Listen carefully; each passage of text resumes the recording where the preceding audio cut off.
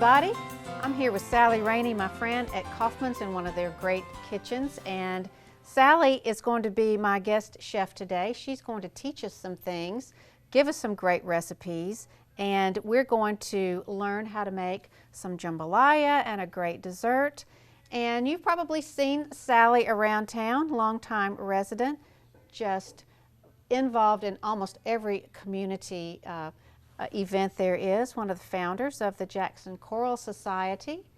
So she's a busy gal, a very visually talented person, and so this food's going to have to be beautiful too, Sally. Well, I'll try my best. It's great to be with you again in the kitchen, home on the range. Yes, yeah. Thank you.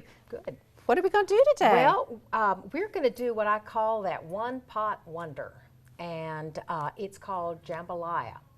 And with Frannie's assistance, we're going to put this big pot of goodness together, and I think it's going to be great. It's a real crowd pleaser.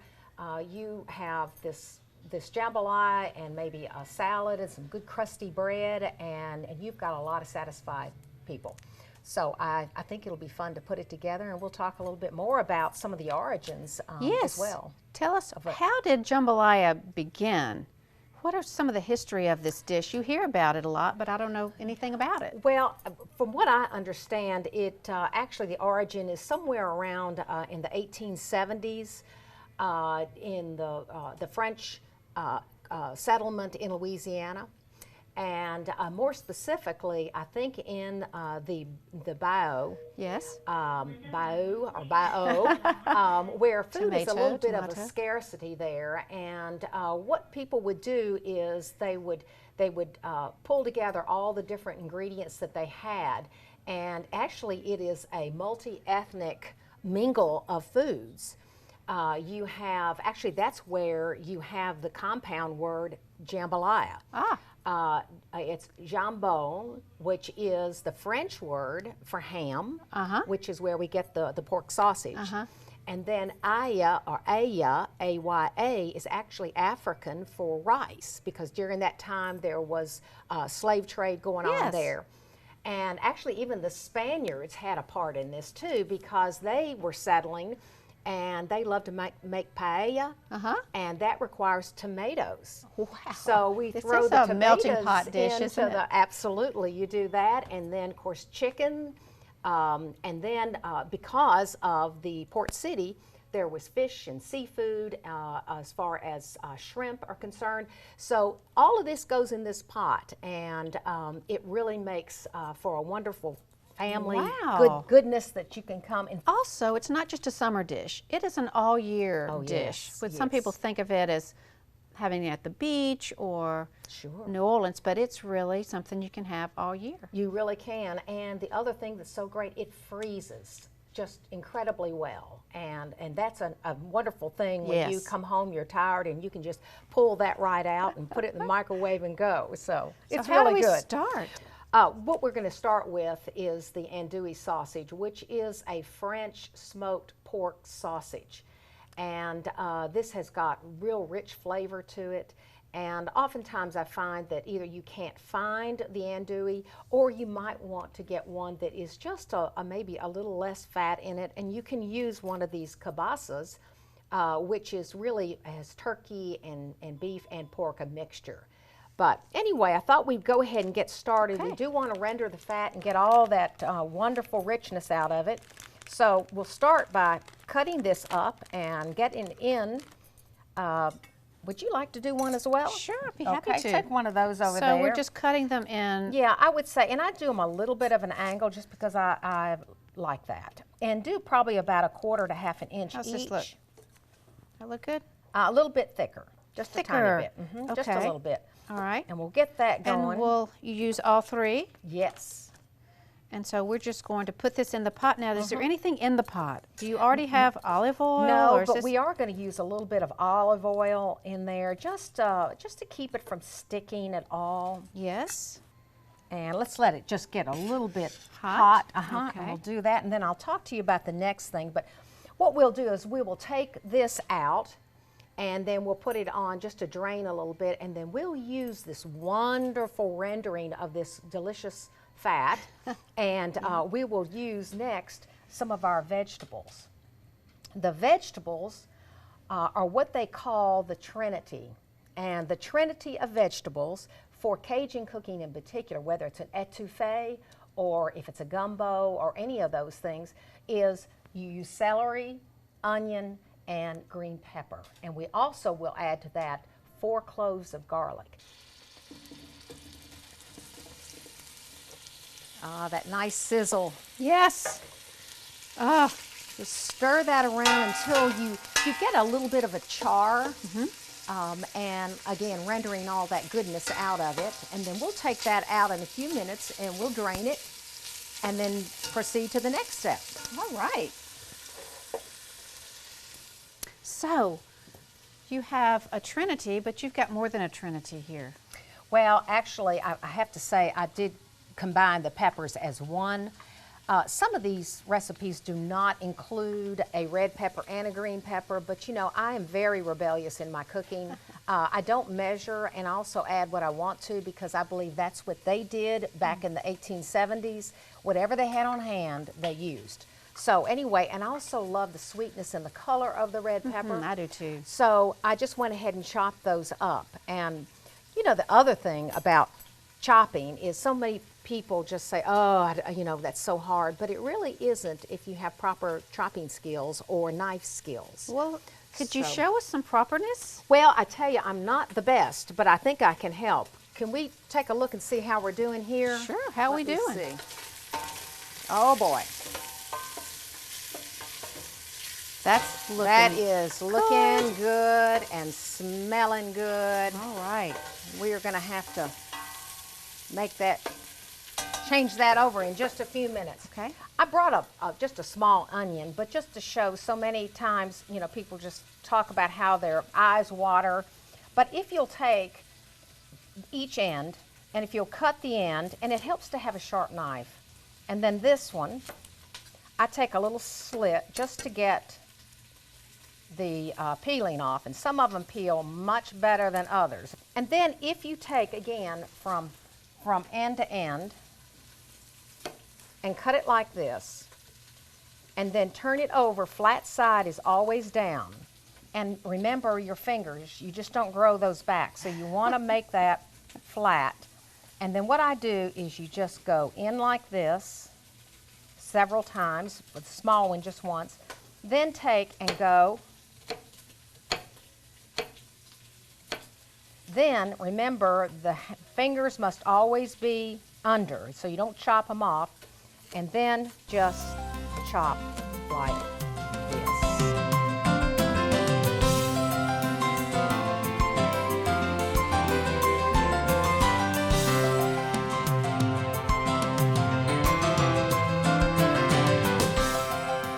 Welcome back to At Home on the Range. We're here with Sally Rainey. She is teaching us all kinds of things, especially about jambalaya. And now we're going to get into the Trinity, the vegetables. We are. We've already cooked the wonderful andouille sausage, and we've taken it out of the pan and put it to drain. And so the next step is, Frannie, if you would take a little bit of oil and put that in that wonderful pan that we have rendered the fat from the sausage. And then we're going to take what we call that Trinity of celery, chopped onion, and also we have the diced bell pepper. I've chosen to put in a little bit of red pepper, but green pepper is absolutely essential in there. So, Frannie, let's go ahead, and I think that is hot enough. Yes. Let's put some of that in there, the onion, and that's 2 cups of onion. We have 1 cup of diced celery.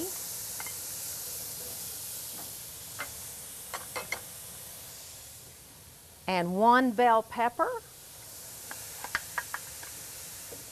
And about a half pepper of a red pepper.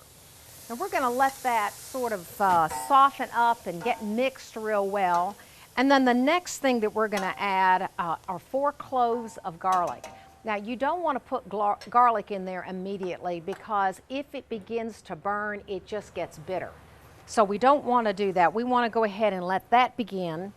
And I was going to. I think that's a great point. I didn't mean to interrupt you, but so many times I have prepared dishes that call for garlic, and they do, and the recipe says go ahead and add it all together, and I've burned it. It's just ruined the whole dish. It really does. And all you want is that pungent, wonderful smell. To do garlic, one of the first things you do is you just whack it good. And so I'm going to give this to Frannie. So you just smash this and take the skin off? All you want to do is just smash it to do that. And then one of the ways that you can do let me show you how to mince garlic so you, again, can save on some steps. And that is pretty much the same way we did an onion. If you will, take your fingers, and if you'll look, just take and go across like this. Wait, let me get that little piece off. Just like this, and then again, go down the sides. And then again, you want to get your hand up there on the handle, and then just start mincing. Make sure those fingers are out of the way. I gotta say that, and then I sometimes turn a big knife is the best to use. Absolutely. In mincing anything. Absolutely, I totally agree. I find that is the best way. So since you've got the little knife and I've got the big knife, we can have a race to see who can get through this garlic the quickest. You win. Are you using 2 cloves in the? We're using 4 cloves all total. Let me check this real quickly and see how we're doing. Well, I do think it's important to not add your garlic at first. If it gets really brown, it's going to be really bitter, and it'll really make a difference. Don't you think, Sally? It really makes a huge difference. And I love to smash. You know, I've got this thing that I always say about garlic is that when I smell that cooking, it seems like all's right with the world. Oh well, that's just kind of how I guess I am about the wonderful fragrances that come out of a kitchen. Okay, we are now ready to put our wonderful garlic in there, and the vegetables are so tender, and we'll continue with a little mix here just for a few moments, and then we'll put some spices in. Let me give this a quick stir. Ah, smells delicious. It really beautiful does. Too. It's really and pretty. I'm going to turn this down just a little. That's a good thing about gas. It is so easy to manage. Turn it down, turn it up. You can see, really, being able to see the gas flame makes it easy, doesn't it? That's right. I'm going to take a little bit of what I love is the Himalayan pink salt, and we're going to put some of that in there. It does take a goodly amount of salt, so I would say about a teaspoon. And then we want to take a little bit of this thyme, and the thyme is a wonderful herb, and I just eyeball it again, and we about 2 teaspoons. I see you're using the dried. Sometimes a year we can get it fresh. Right. Is it equally as good with fresh, or do you really suggest the dried? Well, it's a lot easier. You can use a little bit less when it's dry. Particularly oregano is very strong. So we only use grows all year in the garden. So I use about, and that's about a teaspoon right there. Again, just eyeball it. That's why I'm not a good baker. That's an exact science. But this recipe will be available on our website. It will be, absolutely. eplustv6.com. Now I have some cayenne pepper, and again, this is according to your own personal taste. You'll want to taste this as you go along. I usually do about a 1/4 of a teaspoon, and you can again adjust this according to your own taste. One other thing we have to have is a little bit of Creole seasoning. So we're going to do quite a bit on that. That's more of a tablespoon. My goodness. And we give it a good stir. Oh, that is smelling very, very, very good. All right, now we're going to go ahead and put the liquids in there along with this long grain brown rice. Long grain doesn't get quite as mushy. It really keeps its texture, and it makes this a very pretty dish. So I'm going to go ahead and we're going to put, Frannie, if you'll go ahead and put the diced tomatoes in there. All right. And then we have 4 cups of chicken broth that go as well.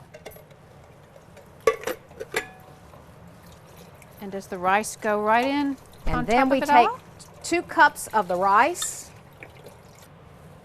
And then we need to let this cook for just a little while. I'm going to go ahead and put the sausage back in there again. Yum, that is beautiful. And we'll take the chicken, which is about 2 cups of chicken, and we'll hold off on the shrimp for now. And we'll put it all in there together. Give it a good stir and cover it and cook it for about 20 minutes because we want the rice to be all done. And just for good measure, we'll take some bay leaves and put in there. We've got it nice and mixed up, and we will season it as we go along. It might need a little bit more salt. It might need a little of something else. So right now, we'll just go ahead and get it going, cooking it. Let me put it back over the fire. Here we go. And turn it up just a little bit and bring it to a boil. Ooh, and then we'll simmer it. Cooking. We love those gas stoves. So easy. Actually, I think I'm going to get it boiling and then we'll turn it down to simmer it.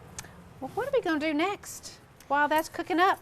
Well, one of the things about shrimp, I think, you know, we were talking about, we think, well, gee, we're not on the coast, we can't get shrimp. But of course we can. It is readily available in the grocery stores here. We have a seafood some place seafood here. places You can do. These are probably what you call medium-sized shrimp. You don't want little bitty ones, particularly if you're going to. It's very difficult to shell them. But these are raw. These were actually American, so they're not from some of the foreign countries. And so when you peel them, you know, you realize that they're, you know, the little legs are right here. And if you come and get underneath those legs like this and begin to pull them apart, I usually slip my finger through because I don't want the tail to come off. And then you just lightly pull and it should come out like this. Another thing that you can do, some people will take, particularly if you really can't afford a lot of shrimp, what you can do is, instead of chopping it up so it's unrecognizable in this dish, one person came up with this idea of what you could do is, instead of chopping it, you could slice it long ways. Ah, that's a good idea. And what you still have is a recognizable shrimp. It's just a skinny shrimp, but you get twice as much. So that's a good thought. Another thing that some people do, and I love the way, is the butterfly shrimp. And that's where you would take a paring knife and you go down and the spine, and inside you'll see where the vein is, and you just clean it out with your finger. It's kind of icky business, but it works. And then when it cooks, it just puffs up and it's so very, very pretty. And it would be beautiful for this dish. I'm just not doing it. So you're welcome to do that when you try this dish. So how do you do your shrimp in this dish? I actually just put them in like that. Whole? I put them in whole, unless, like I said, I don't have enough and we have more people coming to dinner than I thought. Right. Then I might split them. Yes. So, or we put a little more andouille sausage in there. And so this is the last to go in because they really don't need to cook that long. That's right. They absolutely only need to cook about 2 to 3 minutes. Okay. Remember, this dish, you can put anything you really want in it. That is really true. So far, that has been very true. I can't wait to taste it because I really think of it as being a soup, but we're going to use a fork today to eat If it's too soupy, it's not jambalaya. But on the other side, you don't want it to be so dry. So it's really kind of looking at it to see that there's a good moisture in there. So you may want to have a little extra broth or something like that. I do, So yes. you had mentioned that you thought something really great to have for dessert was a really citrusy something like a pie. So we're going to do that next, right? We are indeed. Okay, and we'll see you back in just a minute.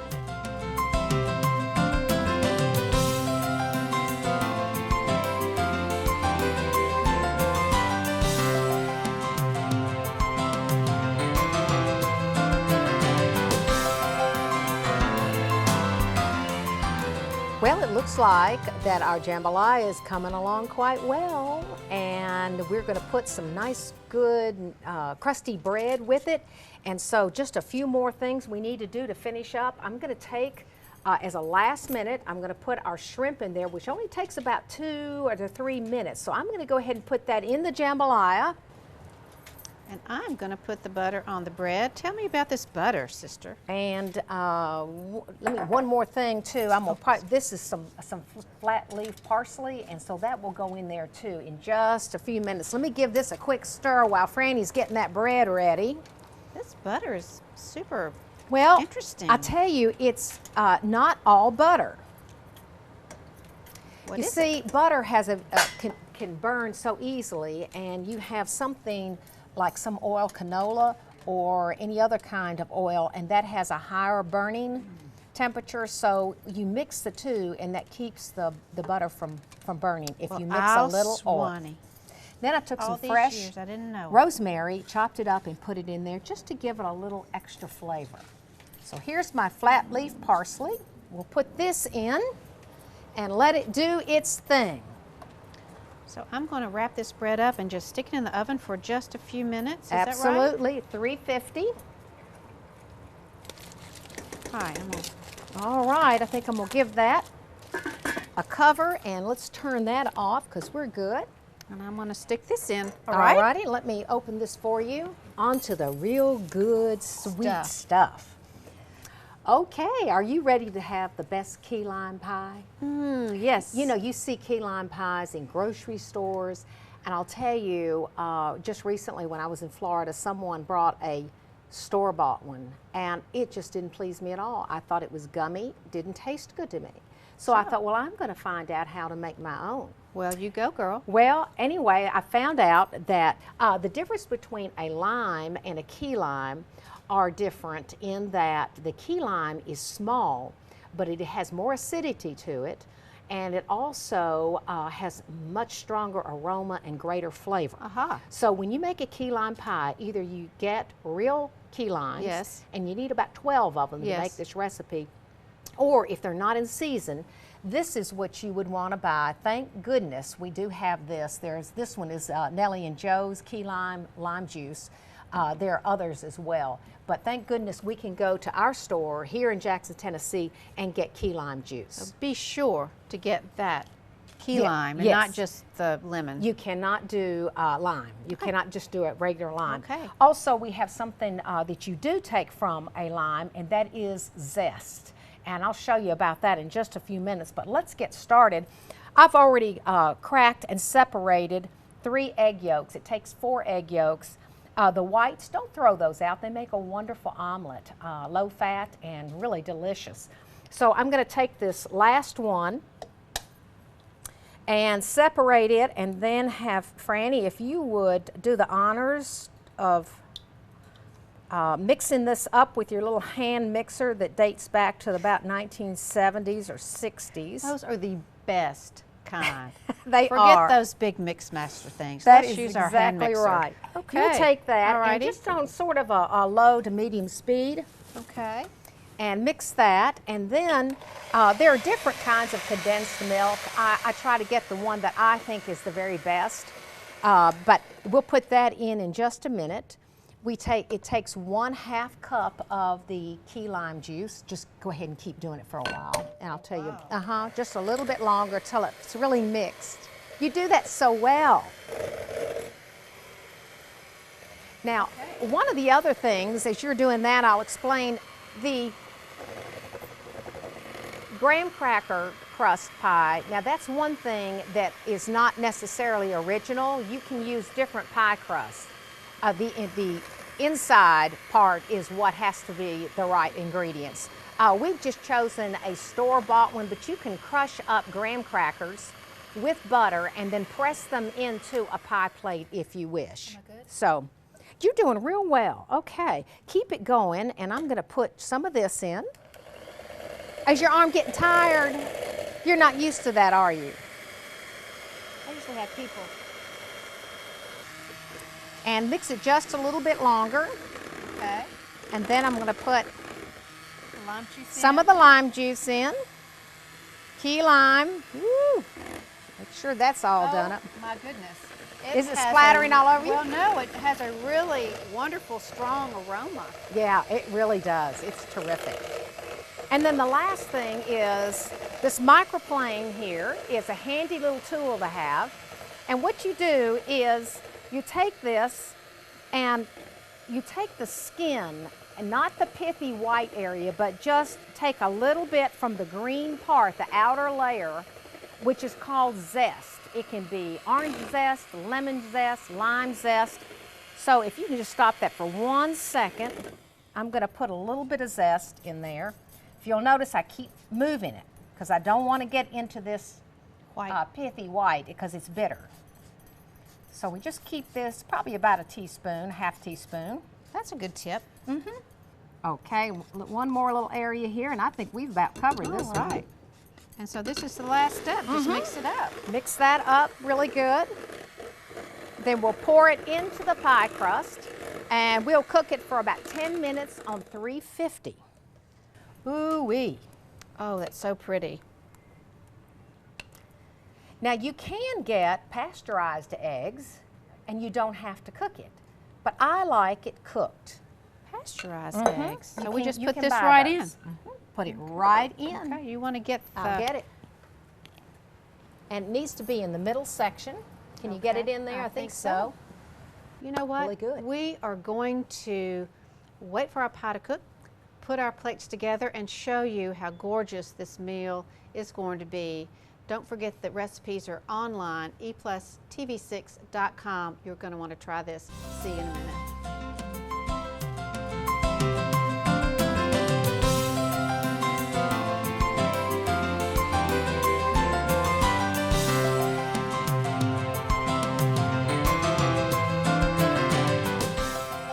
Welcome back to At Home on the Range. We have made some fabulous things today. I hope you've learned a lot and will try this great jambalaya recipe.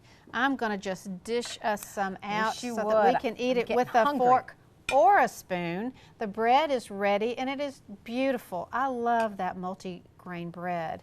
And tell me a little bit how you finished your pie. Well, we just finished it with some good whipping cream. You take just some heavy whipping cream, and then you whip it along with about a cup of sugar and some great vanilla, and put it on top of that. We'd cook this for about 10 minutes on 350. So I think we're good to go. I did finish up with a garnish of green onion on the top here on the jambalaya, and I hope that the star of the show, probably the shrimp, is going to be real tasty. So, and then we have the nice crusty bread that has multigrain and all kinds of seeds and nuts on it. That I think finishes it out. And we have wine glasses here, which you could certainly serve any beverage with this: water, tea, wine, beer, anything that you have handy. I brought a couple of bottles. I like especially hearty wines with a hearty dish, but we have some great wine stores here. Just go in and tell them that you might like a little Cabernet or Zinfandel, or just tell them what you're eating, and they'll suggest a wine to go with it. So, and a Pinot Noir would be good with this too. Anything. Sure would. Anything would be good with it. Or, well, I want to thank you, Sally, for being with me today. I had the best time being with you. The only thing that'd be better if you would sing us out. Ooh, I don't think so. Maybe not. I think I did that yesterday several times. Yes. So. Well, we have some wonderful recipes. Be sure and go on eplustv6.com and try this. It freezes well. Really does. It's a crowd pleaser. You can get all the ingredients here. And so we're going to taste it. All right. I'm going to even use my spoon so I can get more of this. All right, y'all. Okay, Hope look it's at not this too big, hot. big fat shrimp right here. Hot, spicy hot? Mm-hmm.